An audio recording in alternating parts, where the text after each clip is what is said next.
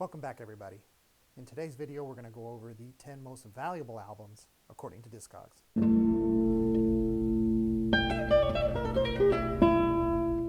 Okay, so let's get started. And in at number 10 is Luis Bonfa, Amor, and subtitled The Fabulous Guitar of Luis Bonfa. This album was released in 1958 on Atlantic Records. And the story of Luis Bonfa is very interesting. Actually born Luis Floriano Bonfa, October 17th, 1922 in Rio de Janeiro. Subsequently passed away January 12th of 2001 in Rio. He lived in Santa Cruz, which is a poorer section of town, and he used to travel by foot and train 2.5 hours each way for his guitar lessons with a classical guitarist, the Uruguayan Isaías Savio. Savio, by the way, admiring his persistence and dedication, gave him the lessons for free. Bonfa was instrumental in the newest wave of Brazilian music, a classic guitarist that was, and it's somebody that I really recommend you look up on Wikipedia to see his past. Anyhow, this album, Amor, Discogs says is worth $124, so that's a good one. Okay, we'll move on now to number 9, and this is a kind of an interesting LP, Fantasia, a group that released this album in 1971 on Big Wave Records, and it's kind of a funk, soul, disco style album. Fantasia was composed of Frank Martinez, John Cahill, Kathy Perez, and Paul Davis. Charles Sarceda was a producer who happened to be a personal friend of my father's, and along with Max Ubox. So Fantasia, released back in 1979, Discogs says has a value of $133. Moving on to number 8, and I think you'll all recognize this album. It's Fleetwood Mac, self-titled. This one, though, is the January 1979 release on Mobile Fidelity Sound Lab. So it's an original master recording.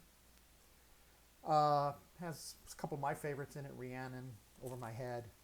All recorded down at the Sound. It was actually mastered at Sound City Studios in LA, which I was there, been there. It's a nice place.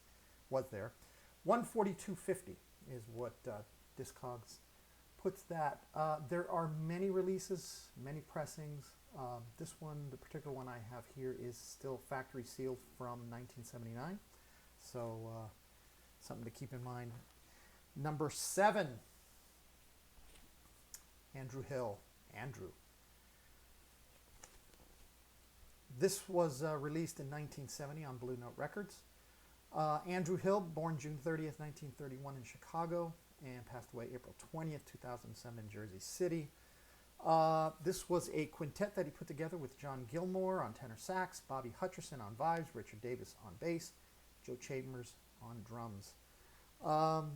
There's something I can't say it better than a jazz critic, John Fordham, and I'm going to quote him here, when he described Andrew Hill as a uniquely gifted composer, pianist, and educator. And although his status remained largely inside knowledge in the jazz world for most of his career. After Thelonious Monk, I think this is probably one of the finest jazz pianists out there. I recommend you highly look into his music. You can find it on YouTube, here on YouTube. He produced nearly a dozen albums over a decade for Blue Note. And again, Andrew Hill, Discogs says it's worth $148.65. So we're moving on up. And now we're going to number 6, Don Wilkerson, Shoutin'. Released in 1963, also on Blue Note. And you'll notice a lot of this collection is Blue Note. I worked for EMI Capitol Records. My dad also worked for EMI Capitol. So you see a lot of Blue Note stuff. I personally worked on compilations of Blue Note, putting together and remixing old masters for subsequent releases. Anyhow, this one here was released in 1963. Don Wilkerson on tenor sax, John Patton on organ, Grant Green on guitar, Ben Dixon on drums. This is a Rudy Van Gelder. He engineered and mastered it. Don Wilkerson, born in 1932, died July 18th, 1986, from Monroeville, Louisiana. Don worked with Cannonball Adderley, with Amos Milburn, Roy Clark, a lot of people. This particular version of Shoutin', and fortunately it was not a sealed one, so I could be able to verify with the inside with the LP itself, is worth $169.46. Okay, we're going to move into the top 5, and at number 5, Creedence Clearwater Revival, Cosmos Factory. First released in 1970. This particular one is a reissue. It was remastered in September of 1980. This is from the original master recording, and this is on Mobile Fidelity Sound Lab. I can't tell you guys, the quality of these pressings were just amazing. If you have a chance to get your hands or to listen on anything that Mobile Fidelity did, well worth it. John Fogerty produced, arranged, and wrote most of the songs on this one. And according to Discogs, $173.99 is what it's worth. $173.99. All right, guys, let's move on to number 4. And at number 4 comes one of my favorite artists, Donald Byrd and Electric Bird. For many, many years, Electric Bird was the best-selling album on Blue Note for many years. Anyhow, this was released in 1970, recorded at Van Gelder Studios in Inglewood Cliffs, New Jersey. He's got an interesting name. He was born Donaldson Toussaint Lertu Bird II on December 9th, 1932 in Detroit, Michigan. Passed away February 4th, 2013 in Dover, Delaware. Donald was mostly an influential trumpet and flugelhorn player, did some vocals as well, but really became a teacher as well. He had his master's degree in music, taught at several major universities. And an interesting story about Donald was he was really influential in Herbie Hancock's early career, took him under his wing, brought him into his band, gave him a lot of sound advice as well as hang on to the publishing, which I think is, back in those days, was the major thing to do if you were a new artist or an artist at all, was to hang on to your publishing. That's where the money was at.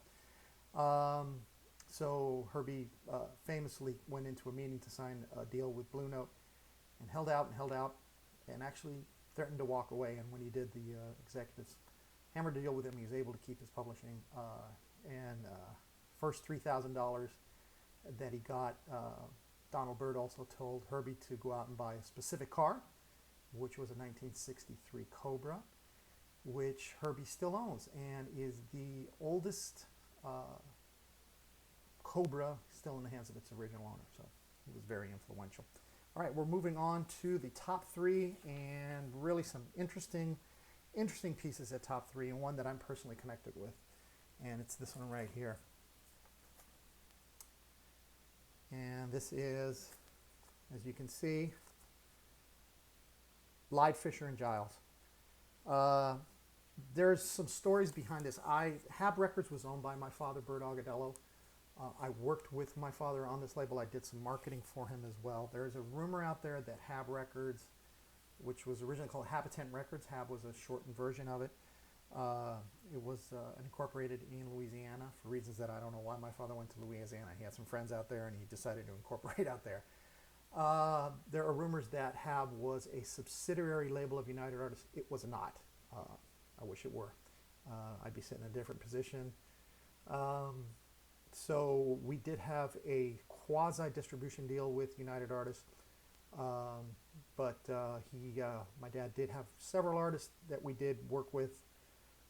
Country western act named Cerrito, Cecil, obviously, Cecil Lyde. Anyhow, let's get into Lyde Fisher and Giles and who they are. Cecil Lyde, Bruce Fisher, Larry Fisher, Rick Giles. They got together. At that time, Bruce Fisher had a deal with UA. He was an artist with UA. Cecil and my dad were very good friends. And they cut this, and at the time tried to release it. Soon afterwards, the band broke up. They did get back together again under a different name, and then Cecil did some things with Stone Free. Last I heard, Cecil in 2015 was still posting and blogging. I hope he's still well and good. And if Cecil's looking at this, my dad did pass away, unfortunately. So this is all his estate records, which are now here. Anyhow, this was a rare pressing. I've seen some promo copies show up once in a while, but this is actually a press from the release itself, so very rare. And Discog says is worth $1,100. All right, let's get into number two. And number two really belongs in a museum, and here it is. Héctor Ferreira y su orquesta. Héctor, you can see here, this was on Virrey Records. Héctor was actually born in Argentina, but then moved on to live in Peru and became very influential in Peruvian music, valses, música criolla, which he became to really love and espouse. Very rare, these LPs, very sought after. My personal opinion is this copy should be sitting in a museum somewhere, not in my possession. But anyhow, worth $1,826.90 according to Discog. So there you go. What do you know? And we finally reached number one. And number one has an interesting story. And here it is. The McCrary. And here's the front. And there are the McCrarys. They're all related to each other, originally from Youngstown, Ohio. They started as a gospel act, and in 1972 released their first gospel album. In 1973 made a decision to go into pop. And the original members were Linda, Alfred, Charity, Sam, and Howard McCrary. Howard at that point decided to continue in gospel music. Howard would rejoin the group eventually down the road. They had, I would consider, good success. Released many albums through Capitol. But this particular release was in 1973 through Cat's Eye Records, which is an obscure label. And I think it's due to the rarity of the release, the rarity of the label, the story behind the label, the story behind the McCrarys. They did a lot of good things. They have a foundation nowadays. They're doing great work. Anyhow, Discogs values this album at an amazing $3,923. So this is, I mean, I feel uncomfortable handling it with my hands. This was distributed, and my dad actually got his hands on one, brought it home. And I remember this LP because I was the one that opened it and played it once. Listened to it through, put it back in the original sleeve. This is the original shrink wrap. So it is opened. The disc itself is in absolute mint condition. It's been played once. I played it once, put it back, and it sat there for the last, 30 years, 40 years. It hasn't been played, hasn't been touched. By the way, all these albums are available for sale on Discogs. I'll provide you the link below. Anyhow, thanks guys. We'll see you next time. Bye.